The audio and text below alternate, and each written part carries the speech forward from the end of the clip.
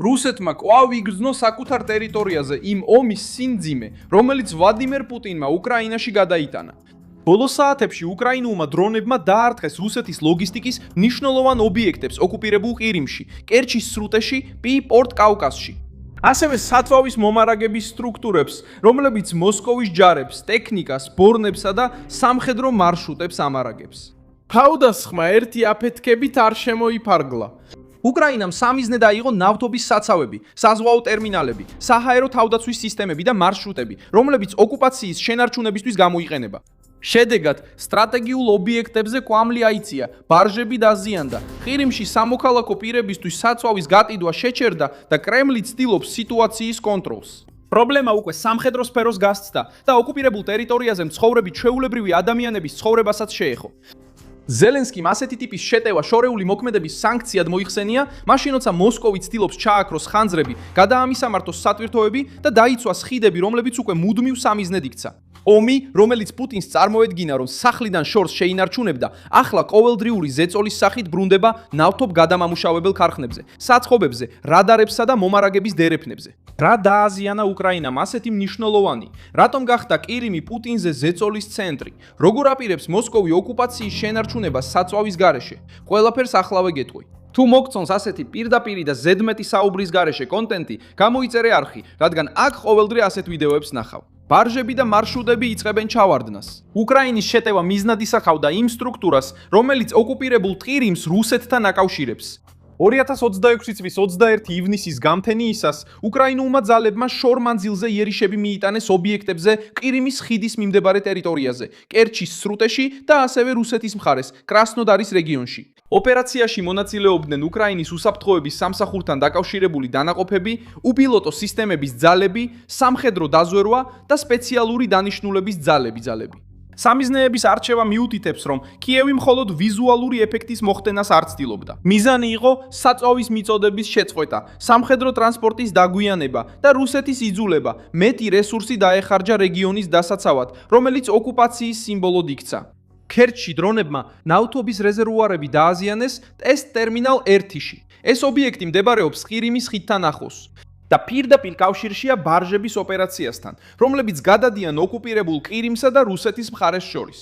როდესაც ასეთი ტიპის ტერმინალი იწვის, მხოლოდ საცხობი არ იწვის. ეს ოკუპაციის მექანიზმია, რომელიც იწყებს მწყობრიდან გამოსვლას. რადგან სატვირთოები, გემები, ბარჟები, გენერატორები, მანქანები და სამხედრო ნაწილები ამ მუდმივ საწვავის ნაკადზე არიან დამოკიდებული. პორტი-კავკაზიც მოხვდა სამიზნეების სიაში. კრასნოდარის ჩუშკას რაიონი დაზიანდა და ნავთობის გადატვირთვის სტრუქტურაში ხანძარი დაფიქსირდა. ეს წერტილი მნიშვნელოვანია, რადგან ის კრიმისთვის და უკრაინის სამხრეთში ოკუპირებული ტერიტორიებისთვის მომარაგების კარიბჭედ ფუნქციონირებს. რუსეთი ამ მარშრუტს იყენებს საწვავისა და აღჭურვილობის ნახევარკუნძულზე გადასასროლად, განსაკუთრებით მას შემდეგ, რაც სხვა გზებზე თავდასხმები და შეზღუდვები დაიწყო. როდესაც უკრაინა სრუტის ორივე მხარეს ურთხამს, კერჩის ერთ მხარეს და პორტ-კავკას მეორეზე, მოსკოვი კარგავს ლოგისტიკურ მოქნილობას და იზოლებულია უფრო გრძელი, უფრო დაუცველი და ძვირი გზებით ისარგებლოს. ბარჟებიც დაზიანდა. ბარჟა პანაგუია ერთ-ერთი ხომალდი იყო, რომელიც კერჩის გადაკვეთის შემდეგ თავდასხმის შემდეგ მოიხსენიეს. ანალიტიკოსების მიერ გადამოწმებულმა სურათებმა აჩვენა, რომ რეგიონში მინიმუმ 3 ბარჟა იწოდა. ეს ძალიან მნიშვნელოვანია, რადგან მძიმე სატვირთო მანქანებს შეზღუდვები აქვთ ყირიმის ხიდზე და ტვირთის გადასატანად ამ გადაზიდვებზე არიან დამოკიდებული. თუ ბარჟები ნორმალურად არ მუშაობს, მოძრაობა მიწის გზებზე უნდა გადაიტანონ ოკუპირებულ დერეფანში, რეგიონებში როგორიცაა მარიუპოლი, მელიტოპოლი და სიმფეროპოლი. ეს გადახვევა ზრდის მანძილს, დროს, საწვავის ხარჯვას და მოწყვლადობას უკრაინული ახალი თავდასხმების წინაშე. პასუხი ოკუპირებულ ყირიმში სწრაფად მოვიდა. სერგეი ახსიონოვმა, რუსეთის მიერ დანიშნულმა ყირიმის ხელმძღვანელმა, გამოაცხადა საწვავის გაყიდვის შეჩერება სამოქალაქო პირებისა და კომპანიებისთვის. მომარაგება მხოლოდ მთავრობის ორგანოებსა და რეგიონში ფუნქციონირებასა და უსაფრთხოებასთან დაკავშირებულ სამსახურებს დაეთმო. ეს აჩვენებს პრობლემის მასშტაბს. საწვავის კრიზისმა ასევე საზოგადოებრივ საქმიანობებსაც შეეხო. ზაფხულის ბანაკები, ბავშვებისთვის და ტურისტული ღონისძიებები უსაფრთხოების მოტივით სექტემბრამდე შეჩერდა. საზოგადოებრივი ღონისძიებები ყირიმის ზოგიერთ ნაწილში გაუქმდა და გავრცელდა ცნობები ენერგიისა და განათების შეზღუდვებზე. მოსკოვმა სცადა კონტროლის ჩვენება, მაგრამ მიღებული ღონისძიებების სერია აჩვენებს რეგიონს, რომელიც საწვავის დეფიციტის, ახალი თავდასხმების შიშისა და ნორმალურობის შენარჩუნებების სირთულის გამო ზეწოლის ქვაშაა.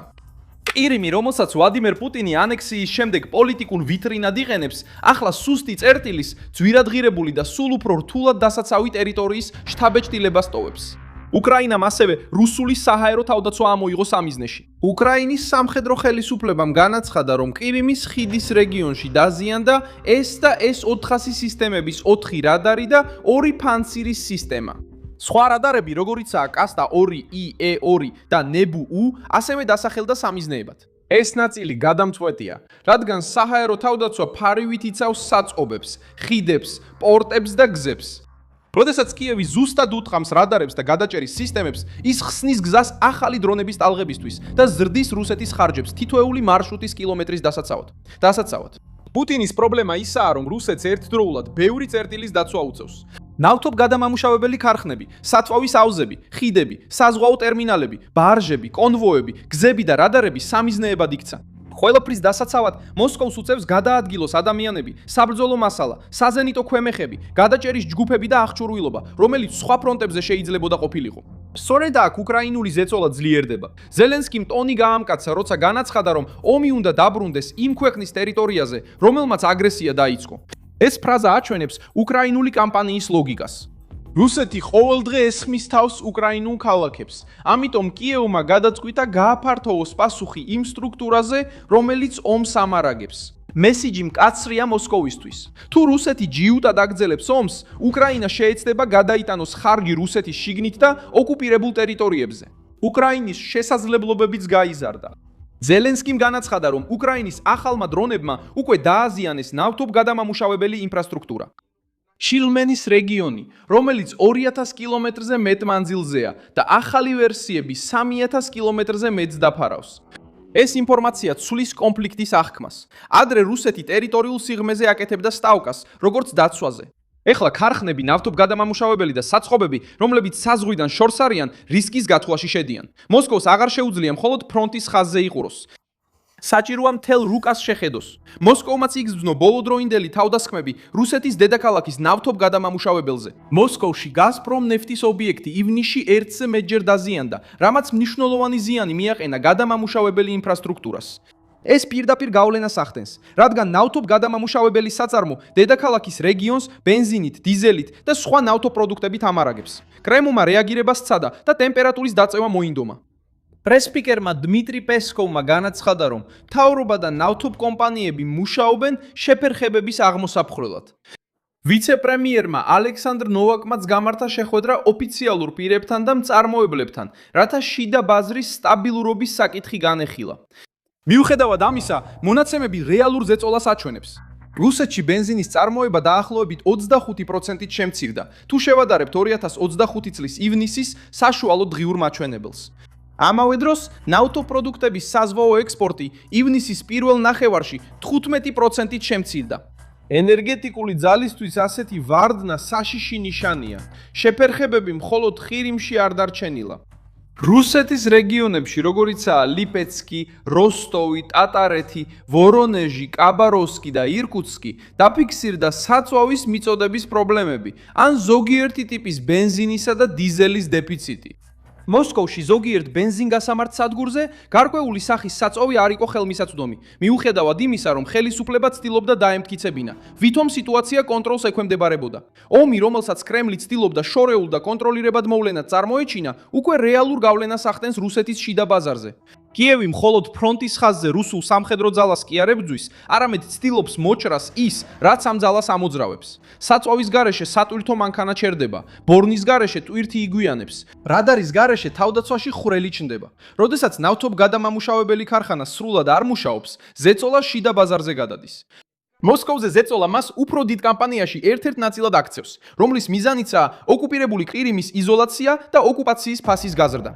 რუსეთმა უკვე შეზღუდა მძიმე სატრანსპორტო მოძრაობის ნაწილი და ბორნებზე დამოკიდებულა გულება გაიზარდა. ანალიტიკოსების რეაქცია, რომლებიც თავად რუსულ სამხედრო გარემოსთან არიან დაკავშირებულნი, შეშფოთებას აჩვენებს. მოსკოვში ომის მხარდამჭერი არხები უკვე საუბრობენ ყირიმის ხიდზე ზეწოლის ზრდაზე და მოითხოვენ მომავალი თავდასხმებისთვის მზადებას. ეს შეფასება აჩვენებს, რომ ომის მხარდამჭერებიც კი ვერ ახერხებენ ამ კანონზომიერების უგულებელყოფას. უკრაინა ამოწმებს თავდაცვას, ანადგურებს ლოგისტიკას და აიძულებს რუსეთს გადაწყვიტოს, სად დახარჯოს თავისი რესურსები. ყირიმის დაცვა სიმბოლურ ვალდებულებად იქცა, მაგრამ ამ დაცვის შენარჩუნება სულ უფრო ძვირი ხდება. თავდასხმამ ფსიქოლოგიური ეფექტიც მოახდინა. ბრიგები, დახურული ბენზინგასამართის სადგურები, ტურისტები, რომლებიც ცდილობენ გასვლას, შეჩერებული მარშრუტები და ხელისუფლება, რომელიც სიმშვიდისკენ მოუწოდებს. ეს ყველაფერი მოსკოვისთვის ცუდ სურათს ქმნის. რუსეთის მოსახლეობა მიჩვეული იყო იმას, რომ ომი კონტროლს ექვემდებარებოდა. მოსახლეობა ხედავს ხანძარს ნავთობგადამამუშავებელ ქარხნებში, საწვავის შეზღუდვას, გაჩერებულ ბორნებს და დრონებს, რომლებიც ქვეყნის სიღრმეში აღწევენ. მიუხედავად კონტროლირებადი პროტესტებისა და ზეწოლის ქვეშ მყოფი პრესისა, რეალობა ყოველდღიურობაში ჩანს. ბენზინი არ არის, ბანაკი იკეტება, მარშრუტი იცვლება, ღონისძიება შეჩერებულია, შუქი ქრება. უკრაინა ამ კამპანიაში წინ მიიწევს ისე, რომ არ აცხადებს დიდ სახმელეთო შეტევას ყირიმში. მეთოდი უფრო ჩუმი და მუდმივია. მეთოდი უფრო ჩუმია და ყოველი შეტევით ძლიერდება. თუ კონცენტრირდება თავდაცვა ყირიმში, სხვა რეგიონები დაუცველი რჩება. თუ იცავს ნავთობგადამამუშავებელ ქარხნებს, მოსკოვსა და რუსეთის შიგნით, სამხედრო მარშრუტები უფრო სუსტდება, სატვირთოები სხვა გზებზე გადადის. უკრაინა წინ მიიწევს ამ კამპანიაში ისე, რომ სახმელეთო შეტევის გამოცხადება ყირიმში არ სჭირდება. მეთოდი, რომლითაც უკრაინა წინ მიიწევს ამ კამპანიაში, სახმელეთო შეტევის გამოცხადებას ყირიმში არ საჭიროებს. მეთოდი და ოკუპაცია უკვე შიდა ფასს ითხოვს. ომი, რომელიც მოსკოვმა უკრაინას მოახვია თავს, ახლა თავად რუსეთის მანქანაზე ზეწოლად ბრუნდება. და ოკუპირებული ყირიმი ცენტრში ჩნდება. რომ ამ გამოფიტვის ცენტრში მე ვარ მილსონ ალვესი, გლობალ. და ჩემი მიზანია ყოველდღე მოგაწოდოს სიმართლე და შეგინარჩუნო ინფორმირებულობა. სიახლეების ბულები ვიდეოს აღწერაშია. მოიწონე ეს ვიდეო, გამოიწერე არხი და ბოლოს გადახედე კომენტარებს, რომ კიდევ უფრო მეტად ჩაერთო ჩვენს საზოგადოებაში. მილსონ ალვესი,